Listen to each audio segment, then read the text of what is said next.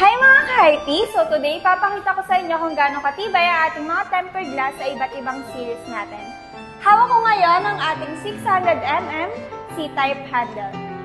So start tayo sa ating HP 110 series case natin. Ngayon, proceed naman tayo sa ating HP 50 series folding door. Itatest naman natin siya sa ating mga sliding windows. Naman ang ating HP 112 series sliding window. Proceed naman tayo sa ating HP 151 series heavy duty. Naman tayo sa fixed glass ng ating HP 110 series. Ayun guys, napakita ko na sa inyo kung gaano katibay ang ating mga tempered glass sa iba't ibang series natin.